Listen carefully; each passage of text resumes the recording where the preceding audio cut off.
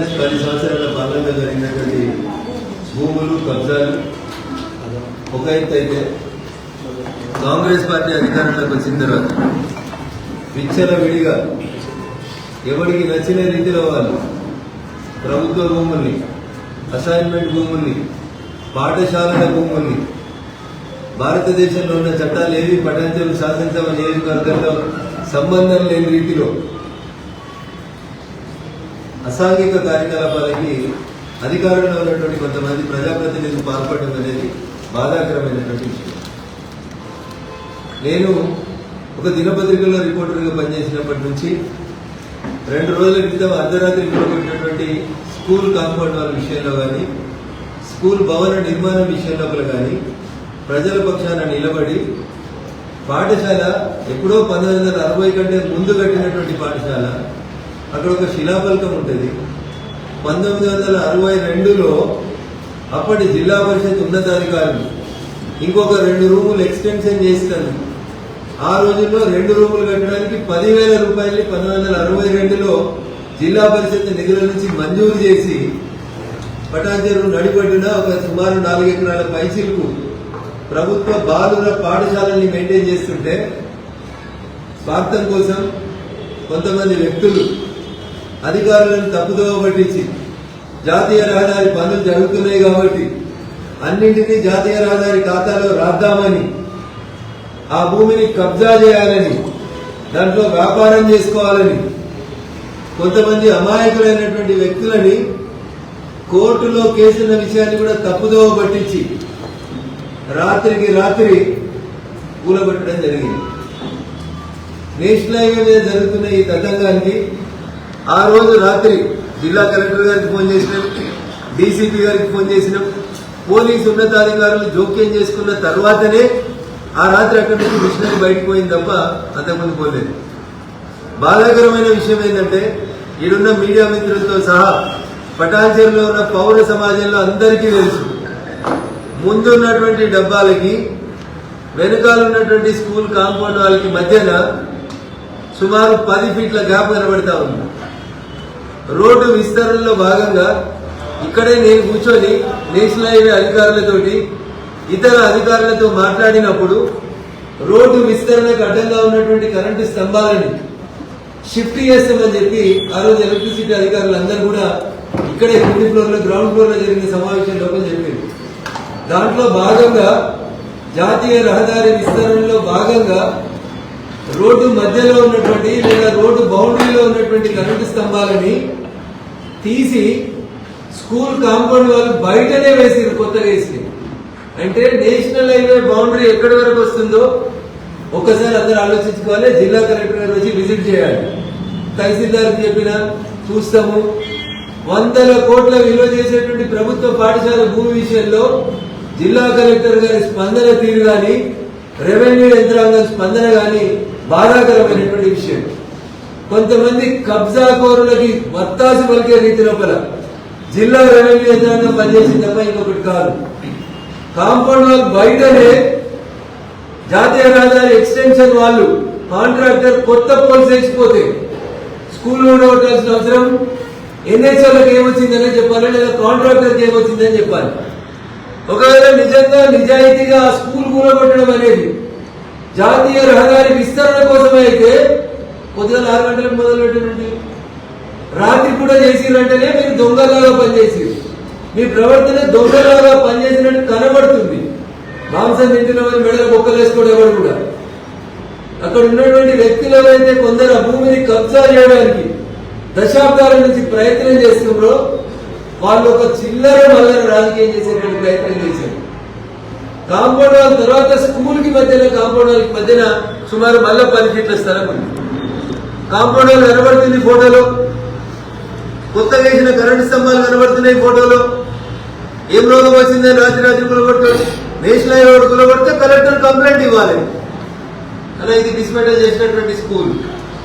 ఈ blue sheets ఉన్నాయని road పక్కన ఉన్నటువంటి కొంతమంది చిన్న చిన్న వ్యాపారాలు వేసుకున్న డబ్బాలు. ఈ బ్లూ షీట్ కి తర్వాత ఇక్కడ ఒక కాంపౌండ్ వాల్ కనబడుతుంది. నేను ఈ ఫోటో మీకు సర్క్యులేట్ చేస్తాను, స్కాన్ చేసి మీకు అందరికి పంపిస్తాను. ఈ డబ్బాల తర్వాత కాంపౌండ్ వాల్ ఉంది. కొత్తగా కరెంటు పోల్ వేసారు ఇక్కడ. ఈ వేసిన కరెంటు పోల్ను కాంపౌండ్ వాళ్ళు ఆనుకొని కనబడుతున్నాయి. ఇప్పుడు మనం భౌతికంగా చూద్దాం. ఈ కాంపౌండ్ వాళ్ళ నుంచి కూలగొట్టిన స్కూల్ మధ్యన 10 ఫీట్ల గ్యాప్ కనబడుతుంది. ఒకవేళ నిజంగా మీకు జాతీయ రహదారి విస్తరణలో అవసరం ఉంటే ముందు కాంపౌండ్ వాళ్ళు తీయాలి కదా. ఎవడన్నా కాంపౌండ్ వాళ్ళు తీయకుండా కాంపౌండ్ వాళ్ళ తర్వాత 10 ఫీట్ల తర్వాత ఉన్నటువంటి స్కూలుని కూలగొట్టడం వెనకాల ఉన్నటువంటి అంతర్యం ఏంటి? మా తహసీల్దార్ గారిని పంపిస్తాం, మా వాళ్ళు పోయి చూస్తారు అని జిల్లా ఉన్నత రెవెన్యూ అధికారులు మాట్లాడుతుందంటేనే దీంట్లో ఎవరెవరు కొలివిడ అవుతారు అనేది ఒకసారి తెలియాలి. అయినా జిల్లా కలెక్టర్ గారి మీద సంపూర్ణమైన విశ్వాసంతో ఆ రోజు అక్కడికి వచ్చి కూలగొట్టిన బండ్లన్నింటినీ సీజ్ చేయించాలని, పర్మిషన్ తీసుకోకుండా కూలగొట్టారు. ఒకవేళ నిజంగా ఈ బిల్డింగ్ పనికిరాదని ప్రభుత్వం భావిస్తే దీనికి ఒక ఇంజనీర్ తోటి సౌండ్నెస్ సర్టిఫికేట్ అని తీసుకుంటారు. ఈ బిల్డింగ్ అంటే 100 ఏళ్ళు అయింది, ఇక దీంట్లో ఇక్కడ క్రాక్స్ వచ్చినాయి, దీన్ని ఇది వెయిట్ మోయలేదు కాబట్టి దీన్ని డిస్మెంటల్ చేయండి అని ఒక సౌండ్నెస్ సర్టిఫికేట్ తీసుకోవాలి. ఏమీ లేకుండా జాతీయ రహదారి విస్తరణ పనులను అడ్డంగా పెట్టుకొని కొంతమంది భూ కబ్జాదారులు సెటిల్ చేసుకుందని చేసిన ప్రయత్నం తప్ప ఇంకొకటి కాదు. కాబట్టి పటాన్ చెరువు పౌర సమాజం పక్షాన, పటాన్ చెరువు ప్రజల పక్షాన జిల్లా పరిషత్ హై స్కూల్ కు సంబంధించినటువంటి స్థలాన్ని కాపాడాలని జిల్లా కలెక్టర్ గారికి సవినయంగా అప్పీల్ చేస్తా ఉన్నాం. జరిగిన సంఘటన మీద సీసీటీవీ ఫుటేజ్ తెప్పించుకొని అక్కడ నిలబడ్డ వ్యక్తుల మీద, కూలగొట్టిన వ్యక్తుల మీద, వాడిన మిషనరీ మీద క్రిమినల్ కేసు రిజిస్టర్ చేసి ఇన్వెస్టిగేషన్ చేయించాలని కలెక్టర్ గారిని డిమాండ్ చేస్తా ఉన్నాం. శనివారం ఆదివారం వచ్చింది, రాత్రి పూట వచ్చింది కాబట్టి మళ్ళీ పోయి రాత్రి పోయి డబ్బా లేద్దాం, మీడియా మిత్రులందరూ ఇళ్లలో పోయినాక 12 గంటల తర్వాత పని చేద్దాం అని ఎవరైనా పిచ్చి పిచ్చిగా ఆలోచన చేస్తే గూగుల్ మ్యాప్లు కనబడతాయి, సీసీటీవీలు కనబడతాయి. రాత్రి దొంగతనం చేస్తే కూడా దొంగలు పట్టుకొచ్చే శక్తి పోలీసులకు ఉంటుంది. కాబట్టి ఈ విషయంలో ఎవరు కూడా తప్పు చేయొద్దని, తప్పుకు మద్దతు ఇవ్వద్దని ఈ సందర్భంగా నేను పనిచేస్తున్నటువంటి సపోర్ట్ చేస్తున్నటువంటి కొంతమంది పోలీసు అధికారులకి, కొంతమంది రెవెన్యూ సిబ్బందికి ఈ సందర్భంగా హెచ్చరిక జారీ చేస్తాము. ఒకవేళ ఇది నేషనల్ హైవే వల్ల కూలగొడితే నేషనల్ హైవే కాంట్రాక్టర్ మీద కూడా క్రిమినల్ కేసు నమోదు చేయాలి, మిషనరీ సీజ్ చేయాలి. భారత ప్రభుత్వాన్ని బదనాలు చేసి నేషనల్ హైవే వాళ్ళు చేసిరని చెప్పి మీరు చేసే కబ్జాలకి మమ్మల్ని కలిపే ప్రయత్నం చేస్తే మాత్రం చట్ట ప్రకారం చర్యలు తీసుకుంటాం, చట్ట ప్రకారం మిమ్మల్ని కూడా కోర్టుకు లాగుతామని చెప్తాం. ఇక దీనికి సంబంధించి కోర్టులు, కేసులు, పంచాయతీలు ఒక పెద్ద పుస్తకం ఉందండి. దీనికి సంబంధించిన కేసులకు సంబంధించి సుప్రీంకోర్టు ఉందని ఒకరు అంటారు, హైకోర్టులో ఉందని ఒకరు అంటారు. సుప్రీంకోర్టు ఎన్నడో స్పెషల్ లీవ్ పిటిషన్ కొట్టేసింది, long back supreme court special leave petition కొట్టేసింది. ఈ రోడ్డు వెడల్పు కార్యక్రమం అవుతుందని తెలిసి కొంతమంది పోయి కోర్టుకు పోయింది. రాష్ట్ర సర్వోన్నత న్యాయస్థానం కోర్టు క్రిస్టల్ క్లియర్ గా స్టేటస్ కో మెయింటైన్ చేయమని చెప్పింది. రాష్ట్ర సర్వోన్నత న్యాయస్థానం స్టేటస్ కో మెయింటైన్ చేయమన్న తర్వాత నేషనల్ హైవే పెడితే నేషనల్ హైవే మీద కేసు అవుతుంది, కాంట్రాక్టర్ పెడితే కాంట్రాక్టర్ మీద కేసు అవుతుంది, ఇంకెవరన్నా సంఘ వ్యతిరేక శక్తులు పెడితే వాళ్ళ మీద కూడా కేసు అవుతుంది.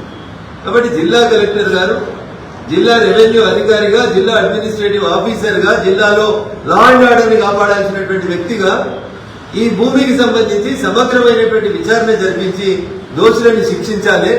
లేకపోతే ఖచ్చితంగా ప్రజలందరినీ కలుపుకొని ప్రత్యక్ష ఆందోళనకి భారతీయ జనతా పార్టీ ముందుకు పోతుందని చెప్పి ఈ సందర్భంగా జిల్లా కలెక్టర్ గారికి చాలా స్పష్టంగా చెప్పదలుచుకున్నాను. అది ఏ సర్వే నెంబర్ ఉంది, దాని పూర్వపరాలు ఏంది, ప్రస్తుతం అది ఎంత ఉంది?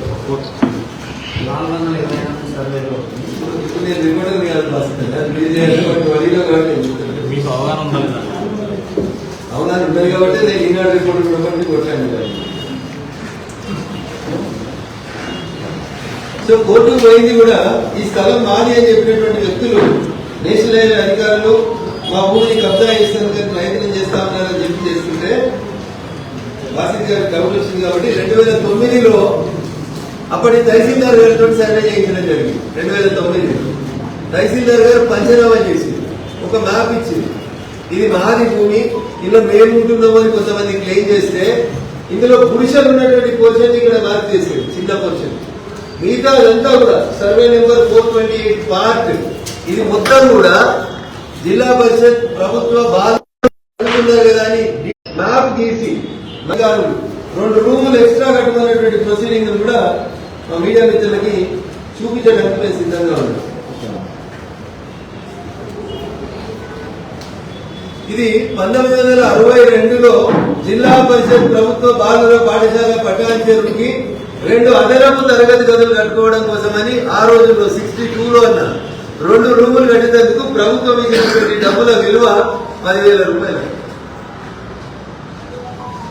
ఈ కావాలంటే నేను ఇది సెట్ చేపిస్తాను, లేదా ఈ 3-4 పేజీలు మీరు తీసుకుంటా అంటే నేను మీకు ప్రొవైడ్ చేయడానికి సిద్ధంగా ఉంటాను. డాక్యుమెంట్స్ అన్ని ఉన్న తర్వాతనే మాట్లాడుతున్నాను. డాక్యుమెంట్స్ లేకుండా ఏదో వేగంగా మాట్లాడి ఉద్దుగా ఏదో జరుపుకోవడానికి రాలేదు.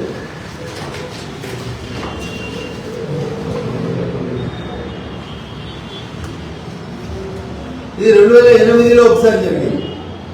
గవర్నమెంట్ ఆదేశాల మేరకు మళ్ళీ ఒకసారి చేసింది. హెడ్డింగ్ ఏం పెట్టింది ఇక్కడ? ఈ పంచనామా రాసినటువంటి అధికారులు జిల్లా పరిషత్ బాయ్స్ హై స్కూల్ పటాన్ చెరువు district Medak existing plan area August 2009 సరిగా కనబడతలేదు. ఇక్కడ క్లాస్ రూములు 5th క్లాస్ ఏడుంది, 6th క్లాస్ ఏడుంది, క్లాస్ రూములతో సహా ఏ రూమ్ లో ఏ క్లాస్ నడుస్తుంది కూడా ఇంత డీటెయిల్ ఎగ్జామినేషన్ తోటి పంచనామా చేసి అప్పుడు ఉన్నటువంటి రెవెన్యూ అధికారులు ఇచ్చినటువంటి బ్యాగ్.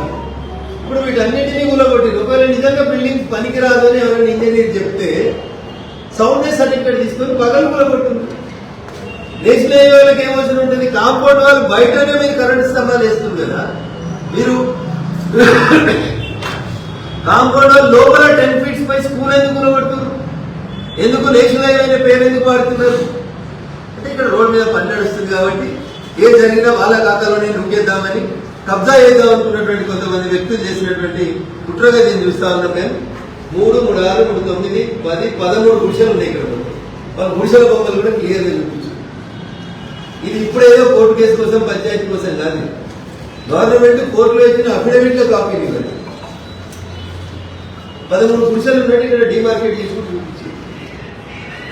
కాబట్టి దయచేసి మీడియా మిత్రులు కూడా మా విజ్ఞప్తి, భారత ప్రభుత్వానికి నేషనల్ హైవే డిపార్ట్మెంట్ కి కూర్చువేతలకి సంబంధం లేదు.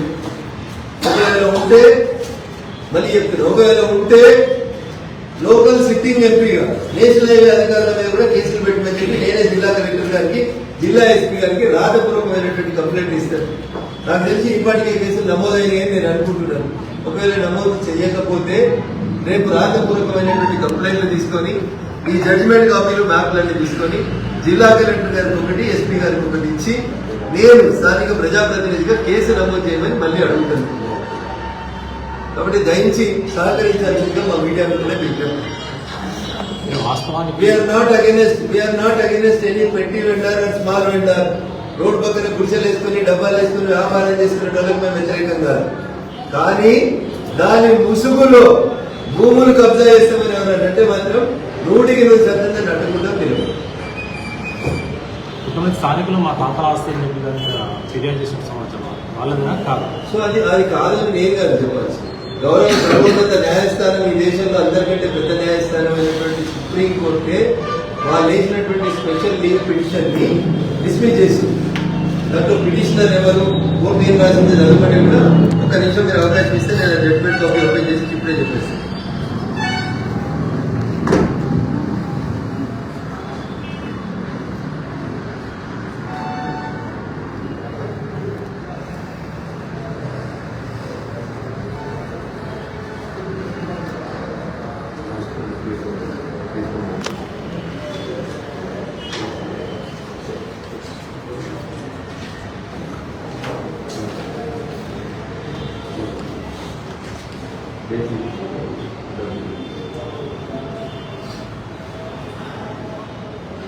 The Supreme Court of India Special Leave Appeal 9901 of 2003. ఇది స్పెషల్ లీవ్ పిటిషన్ SLP అంటున్న సుప్రీం కోర్టులో 9901 of 2013, 7382 of 2013 కేసు వేసింది. State of Andhra Pradesh versus Mohammed Nizam Ali respondent అనే వాళ్ళ మధ్యలో కేసు నడిచింది. 30 ఆగస్టు 2013 నాడు సుప్రీంకోర్టు ఫైనల్ హియరింగ్ విన్నది. ఫైనల్ హియరింగ్ విని దీంట్లో ఇచ్చింది ఏంటంటే జడ్జిమెంట్ రాసిన ఆర్డర్ ఏంటంటే special leave granted in the mean time the impugned judgement will remain stayed. మాది అని భూమి క్లెయిమ్ చేస్తున్న వాళ్ళకి సంబంధించిన జడ్జ్మెంట్ ఏదైతే వచ్చిందో దాన్ని స్టే చేస్తున్నామని సుప్రీంకోర్టు 2013లో ఇచ్చినటువంటి SLP ఆర్డర్ కాపీ. దీని తర్వాత ఇంకెవరి దగ్గర ఏమైనా ఆర్డర్లు ఉంటే ఖచ్చితంగా మాట్లాడడానికి వినడానికి మేము సిద్ధంగా. Thank you. పేపర్ కావాలంటే సంతోష్ అందరికీ మార్క్ చేసి మర్చిపెట్టాడు.